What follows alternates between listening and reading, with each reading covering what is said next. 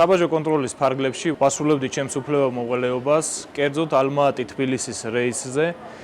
რენტგენოსკანერის მეშვეობით ვამოწმებდით ბარგს, რა დროსაც ერთ-ერთი ბარგი საეჭვოდ მივიჩნიე.